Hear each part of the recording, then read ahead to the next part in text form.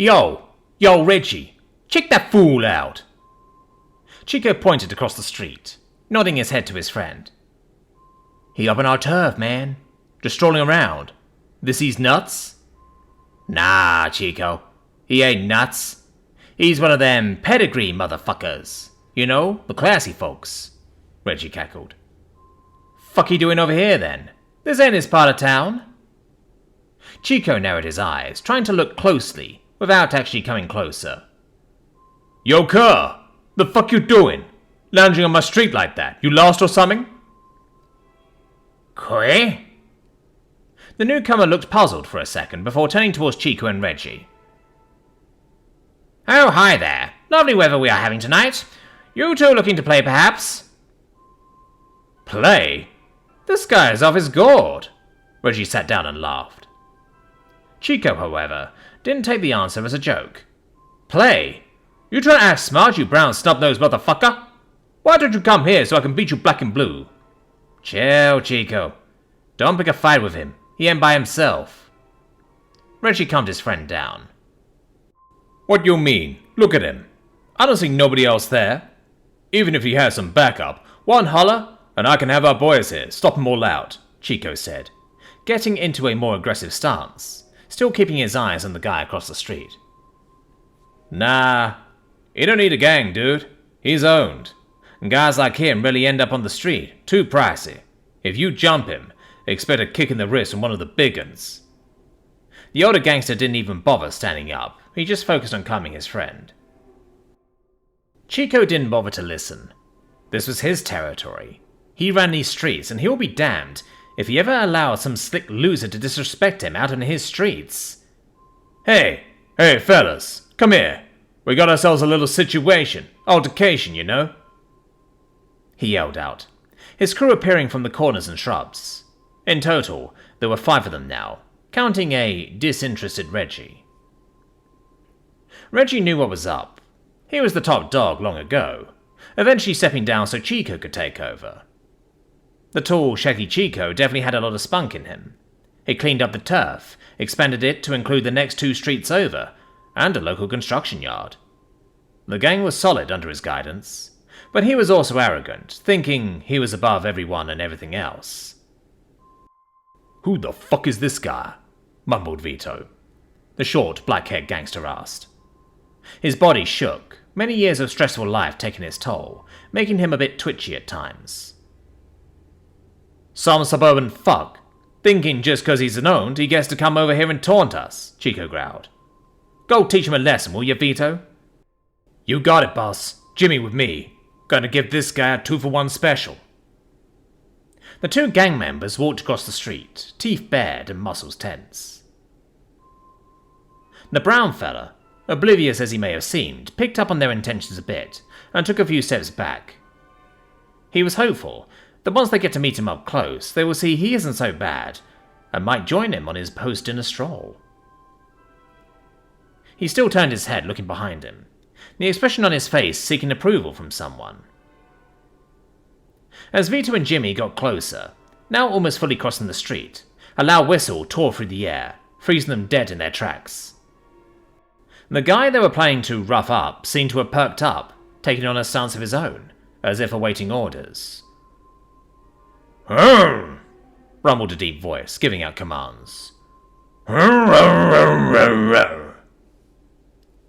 It was a language spoken by the creatures that lived alongside them. Everyone knew these giants, who lived 8 to 10 times longer.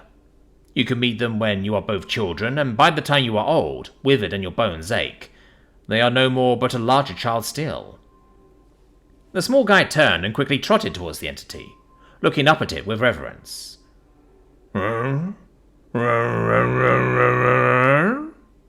Rumbled the creature, bending down and petting his smaller friend all over.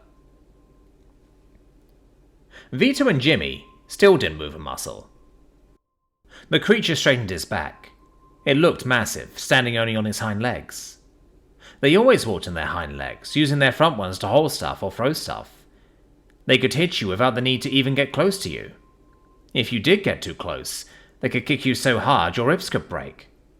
Unlike the gang, who fought with their teeth and jaws, these things fought with their limbs. They needed only one to stand on, the other three could do damage. They had jaws too, but they never used them to bite, at least not anyone who isn't a creature like them. Vito remembered. He had seen the Goliaths fight each other a few times, and they would use their mouths to bite, aiming for the ears or nose. Perhaps we simply ain't worthy of their jaws. That's why they don't bite us, is what he thought ever since that day. The thing stood, the streetlight casting its long shadow on the street. The snub-nosed guy stood in that shadow without a worry in the world. Of course, he could nonchalantly stroll through the streets that were run by one of the strongest gangs in this part of town, when he had that thing as his backup. Tension seemed to rise, as the guy and the creature he belonged to stared down the gangsters. The big thing was violent, Vito could smell it. It craved conflict. Some creatures would run, yell and shout when the gang showed their teeth and hollered at them, but those were usually kids. No sane person would dare attack a fully grown one. Not without plenty of backup, at least. The fuck are you waiting for? Chico finally shouted. It's just one of it and like 5 of us, you pussies. We can take it on, it's our turf. He trotted over, yelling profanities, followed by the other 2 members. Their presence only escalated the level of aggression coming from the biped. Vito could smell it. It suddenly rumbled, taking a step closer. The little guy followed close behind, walking nonchalantly like he's bulletproof. The creature bent down, mid-stride, and picked up a massive tree branch. That would take 2 to 3 of us to pick up and carry, mumbled Jimmy, before turning and trotting away, tail between his legs. Fuck that, I'm dipping, he said, his trot turning into a run as soon as he broke line of sight with the thing. Percy, Chico snarled, taking a step closer. The creature did not falter in its approach. It seemed to keep the little guy safe, placing itself between the gang and its pet. Before the situation could escalate further, Reggie walked towards the entity, head low, eyes looking up at it and hips moving side to side. The thing squatted down, offering its hand for Reggie to sniff.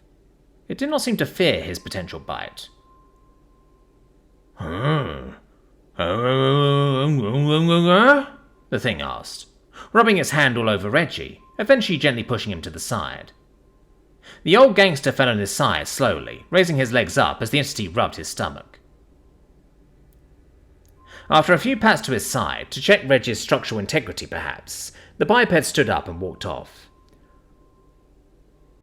It rumbled, giving out another order to its pet.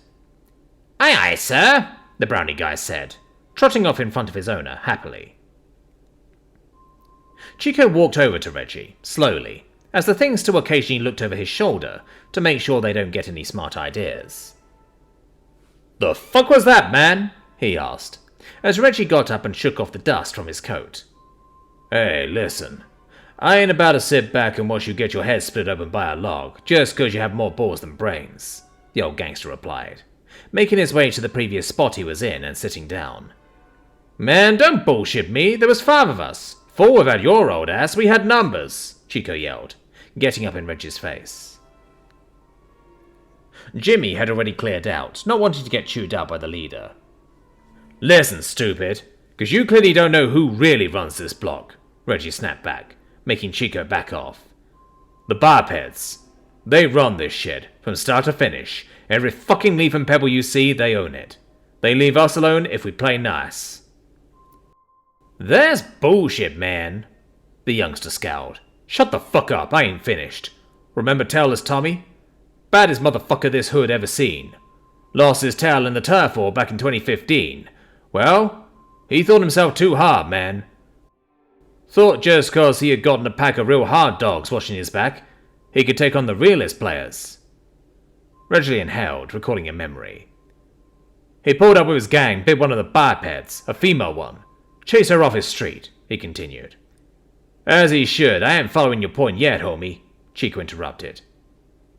The old gangster shook his head slowly. Man, not ever a few days later, 5 to 6 of them motherfuckers pulled up, wearing some orange shit, like their usual second skin, but tougher, bite-proof. Bite-proof? Man, you're bullshitting me. Ain't no way anyone was bite-proof when it came to Big Tommy. That dude was a unit. Yeah, and I ain't joshing you. They took Tommy and his crew, dragged him into their cars, took his ass to the slammer. We ain't ever seen or heard from him again. Not a phone call, not a letter, not ever a howl in the wind. Nothing, he almost hissed. I'm telling you this for your own sake, brother. You don't fuck with them, or the things they own, because they'll spin this block, and you gonna lose a lot of good gang if they do. Chico just huffed. Man, fuck those fools. Can't be running this territory by pride alone. Sometimes you might need 'em, the old guy said. When the fuck would I need those things? I took this gang from nothing, by myself. I built this shit, me, brick by brick, and I'll be damned if I let a bunch of goddamn hellish motherfuckers take that apart, the leader yelled, faced with true weakness for the first time. Remember Big Bertha? Reggie asked. Yeah. She ran East Street back in 17. Yeah, she used to be cold-blooded, real ruthless. Word, she was. Until Nico pumped and dumped her. Man, I remember that winter. Colder than a motherfucker. We thought hell itself would freeze over. What happened to her? I never heard much, Chico asked. She had to choose between her territory or her soon-to-be pups. Like any mother, she chose the pups. Bertha snuck inside a biped's yard, desperate, Reggie replied. For real? Young leader seemed surprised. Yeah. She had thrown away her street pride, her ruthlessness, or street cred for those pups. The bipeds caught her in their yard. They were going to chase her off, until they saw how lost she had gotten, so they took her in. She went from a name in the streets to sleeping by the radiator and doing tricks and shit. Reggie laughed a bit. But she had them pups safe. All 6 of them. But she ditched her old gang, everything she stood for, Chica retorted. Ah, man. When the going gets tough, you know. The old-timer nudged him. They ain't much different from us, Dawg. They got their own packs, like you've just seen. Now, I'm not saying you gotta join their pack, but humans bond with a lot of things, man. If you play nice with them, they'll play nice with you. And shit. Some of them do be feeding us quite a lot, if you know how to play slick.